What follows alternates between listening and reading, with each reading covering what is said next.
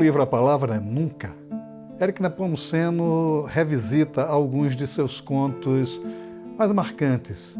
São contos que ele aprendeu a fazer e a contar a partir da conversa com grandes amigos, a partir do encontro. O encontro talvez seja a coisa mais forte que se encontra neste livro, que, como sempre, traz uma literatura leve, mas profundamente marcada pelo psicológico dos seus personagens.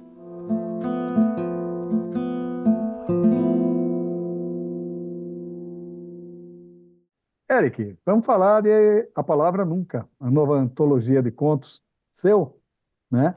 Você é um escritor preferencialmente de contos. Pelo menos como ficcionista que eu conheço de sua obra, ela se limita ao conto, né? Por que esse encanto pelo conto? Olha, essa coisa a gente não escolhe. A história sai do jeito que ela é. E eu sempre fui um grande leitor de contos. E uma única vez na minha vida, muitos e muitos e muitos anos, eu escrevi o que seria não bem um romance, mas aquilo que a gente chama de nouvelle, um romance curto. Uhum. Ficou pronto, eu deixei descansar, fui revisar, cortei, cortei, cortei, ficou com 58 páginas, quer dizer, um conto longo. Eu não me preocupo com a forma do que eu vou escrever.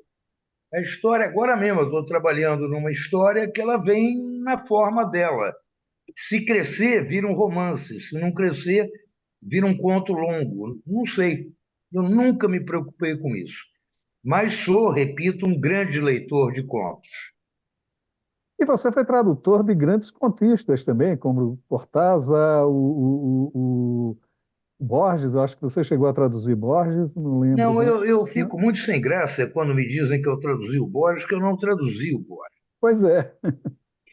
Eu, com um amigo, a gente fez a quatro mãos uma tradução que o Borges e o Bioy Casares, é uma série de contos policiais, escreveram a quatro mãos. Eu não me lembro agora o nome do livro. É interessante, ponto. Foi mais para me divertir traduzindo a quatro mãos um livro que tinha sido escrito a quatro mãos.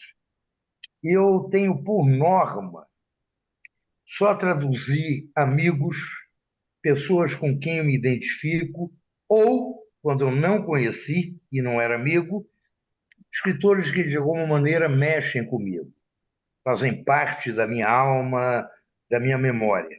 E é assim que eu vou traduzindo. Traduzi muito do Eduardo Galeano, muitíssimo, muitíssimo. Traduzi dois livros só do Cortázar, queria ter traduzido mais. Traduzi o que na época eram os contos completos de um grande mestre uruguaio, Juan Carlos Onetti. Essa tradução se esgotou, o editor não me procurou mais. E o Garcia Marques traduzi muito. Nem sei quantos livros, 12, 13, não sei. Não fiz a conta.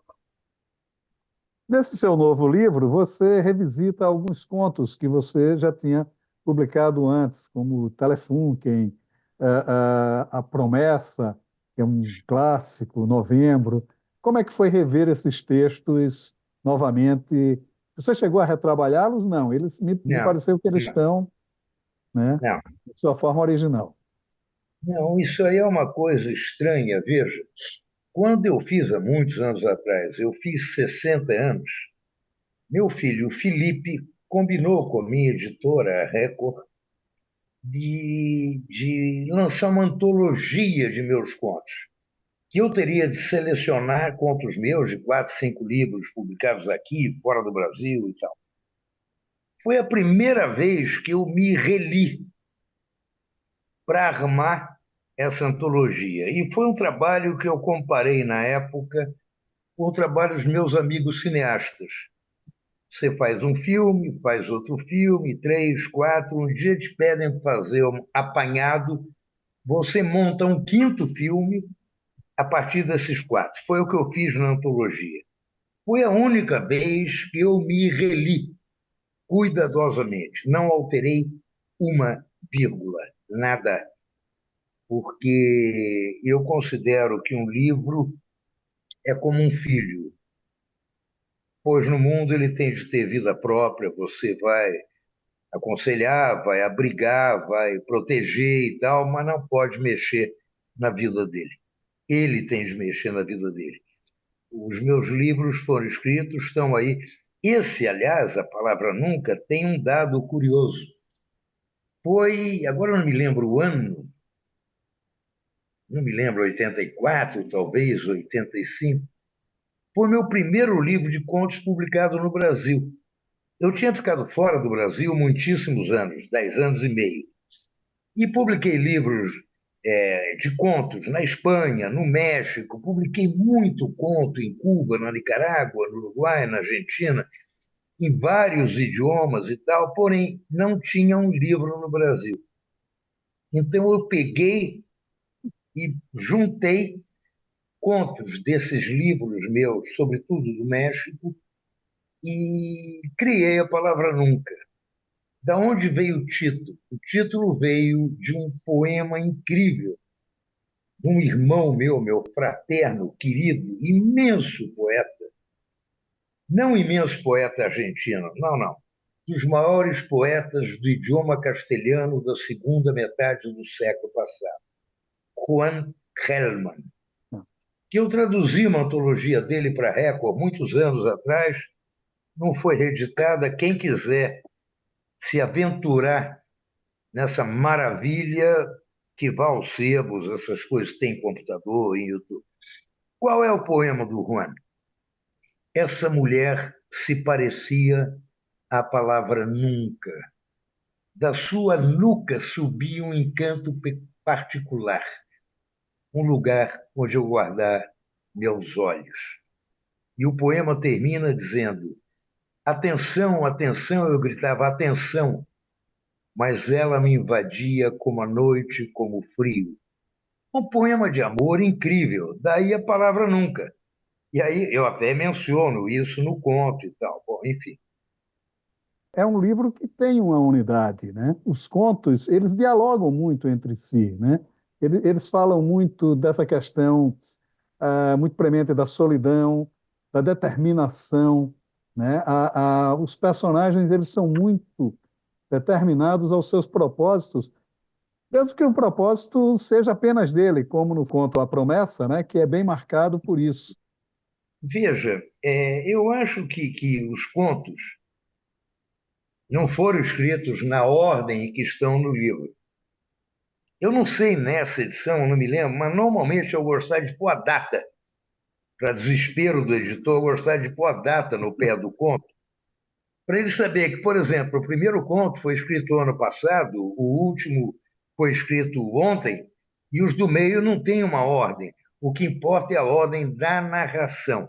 Eu quero fazer, conduzir o leitor de uma história a outra, outra, outra, de maneira que ele entre na história. Esse conto que você mencionou, A Promessa, eu gosto muito dele, não é meu, não é meu. Uhum. Há muitos anos atrás, sei lá, faz a conta aí, 70 e nada, eu morava em Buenos Aires, eu podia vir de vez em quando ao Brasil, logo me avisavam para cair fora, eu caía fora. Naquele tempo você podia ter uma semi-clandestinidade, porque não era tão vigiado que nem hoje. E estava o Galeano, Eduardo Galeano, escritor uruguaio, eu, e fomos almoçar com o Rui Guerra, o grande cineasta, imenso cineasta, e o Chico Buarque. E no fim do almoço, eu não me lembro quem propôs, se o Rui, foi uma brincadeira, o Chico, de um contar uma história para outro. Eu dou uma história para você, que dá uma história para o Galeano, que dá uma. Bom, e quem ganhasse a história ia ser dono dessa história por um ano. Se em um ano não fizesse nada com a história, quem quisesse podia meter a mão e roubar. Essa história foi o Rui Guerra que deu para o Galeano, que é a história de um cara que é um milionário criador de azeitonas no começo do século XX, fim do século XIX, na Itália, e de repente dá uma seca, ele vai perder tudo, e ele faz uma promessa completamente sem pé nem cabeça. Se as azeitonas ressuscitassem, ele ia a pé até Jerusalém, dar as graças no Muro das Lamentações. Aí já é uma maluquice, o cara não é judeu, não é nada, por que que vai fazer uma promessa dessa? Enfim, literatura é literatura. Aí acontece o milagre. E o que o fazendeirão pensa? Bom, olha aqui, o que vale é o sacrifício. Mediu o salão do casarão da fazenda, calculou quantas idas e voltas naquele salão completamente vazio.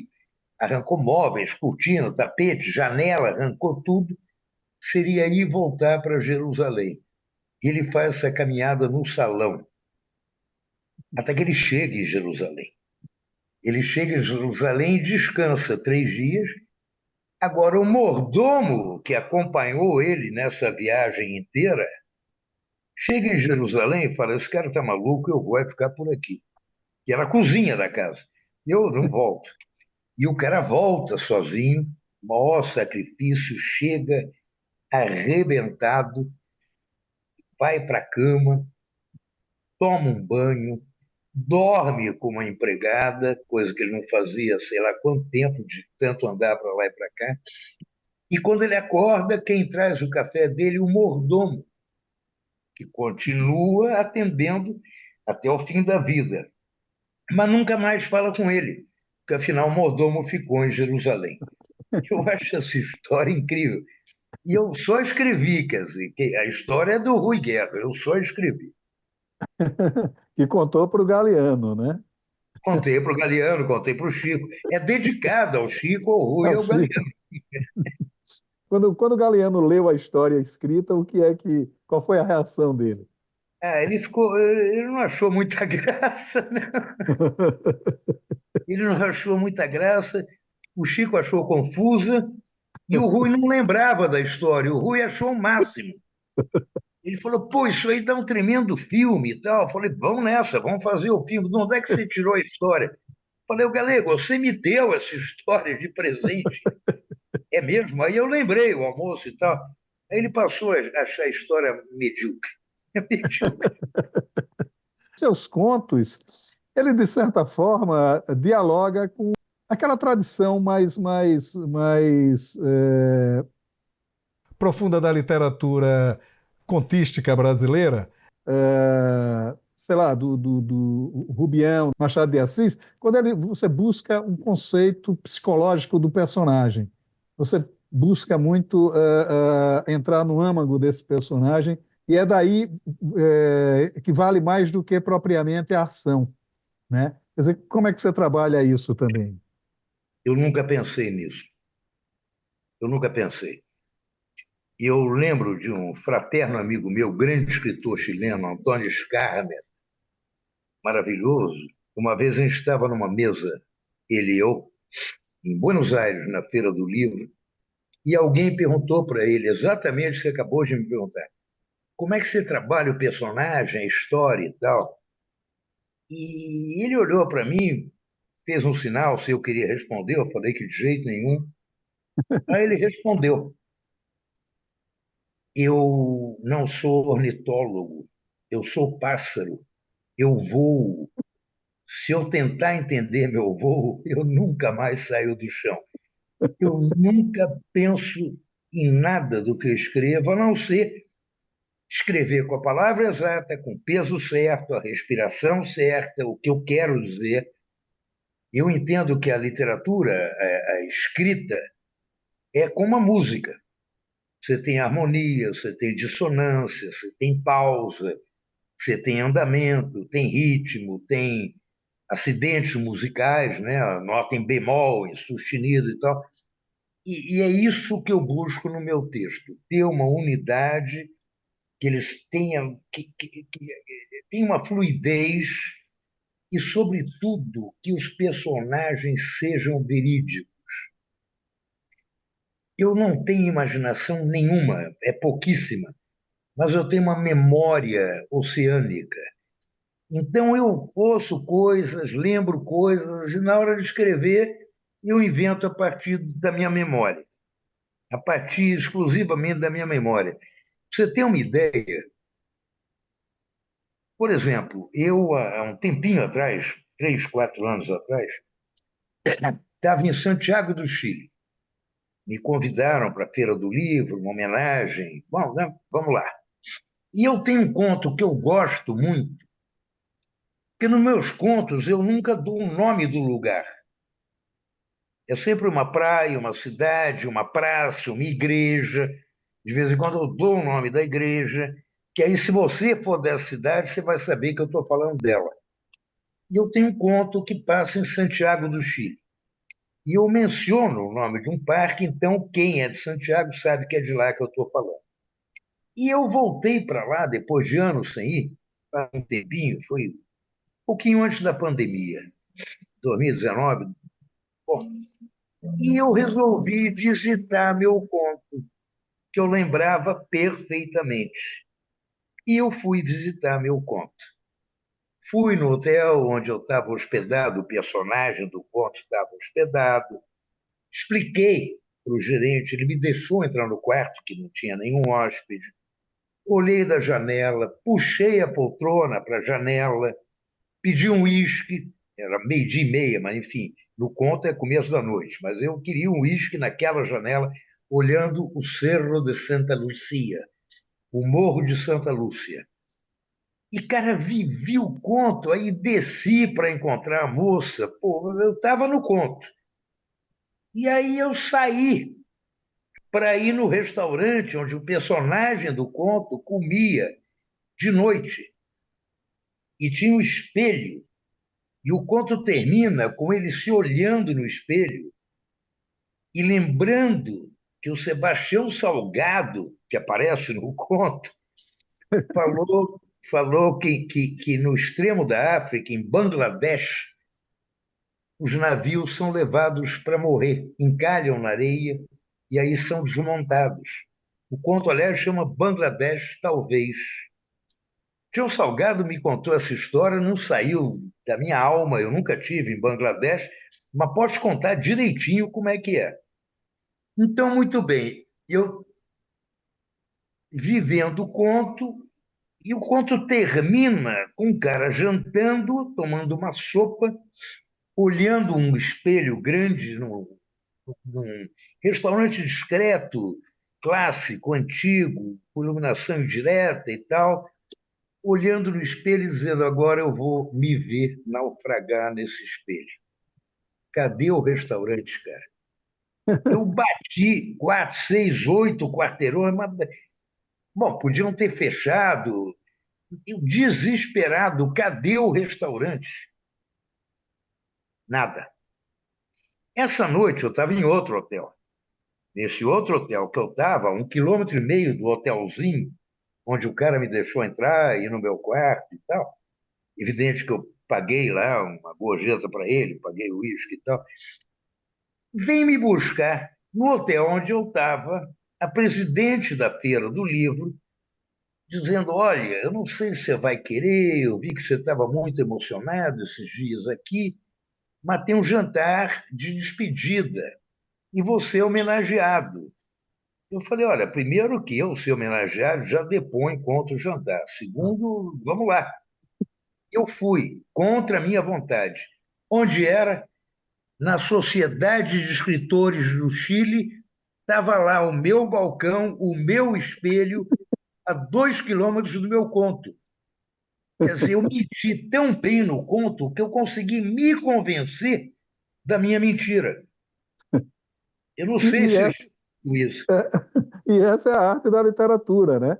Quer dizer, a verossimilhança, a mentira está tão perfeita que o próprio autor acredita naquilo Pois que é, rapaz, escreve. eu fiquei desesperado porque eu lembrava do restaurante, do balcão, da sopa, do espelho, da solidão.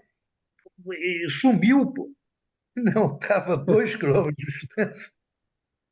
Todo o Mas, resto, desculpe, todo o resto era igual. O lugar aham, onde o personagem tomava o esquinho dele, o lugar onde ele tomava cerveja, a janela onde ele via a moça passar, tudo perfeito. Cadê meu restaurante? Estava lá longe. Agora, a sua literatura ela está muito ligada a isso, né? A essas vivências pessoais também, né? Quer dizer, não é que você seja, digamos, um escritor autobiográfico como é o Miguel Torga, por exemplo, mas você tem muito essa leitura das suas vivências dentro da sua literatura.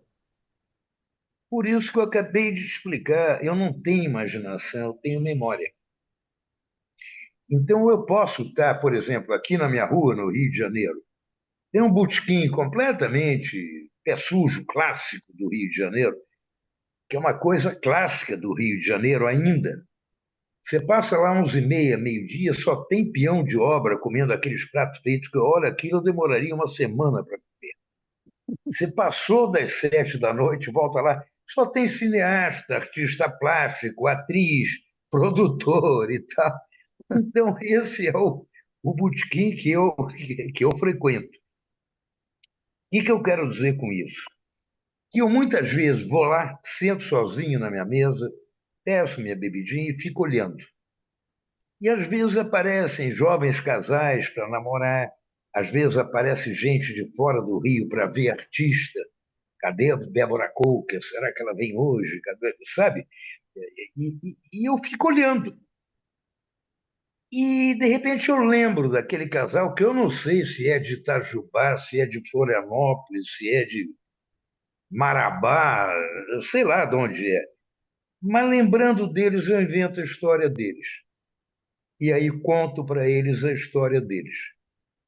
Eu acho que a grande definição de literatura que eu li na minha vida não foi de nenhum escritor, não foi nada. Foi um grande mestre cubano, Ambrósio Fornet, que era uma espécie de Antônio Cândido de Cuba, que ele, na apresentação do livro de um grande autor cubano, daqui a pouco eu lembro o nome, a história de Raquel. E como é que é a introdução? Esta é a história de Raquel, tal como ela contou ao autor do livro e tal como agora ele conta para ela. Ou seja, a minha história eu contei para você já não serve. Serve a história minha que você vai contar para mim. É nessa aí que eu tenho de acreditar. Literatura para mim é isso. Maravilha. Olha, eu gosto muito da sua literatura, gosto muito dos seus contos, dos seus ensaios também. Você escreveu uma grande reportagem sobre o Plano Real, por exemplo, né? Então, quer dizer, você tem trabalhado muito como tradutor, eu leio muitas das suas traduções, né?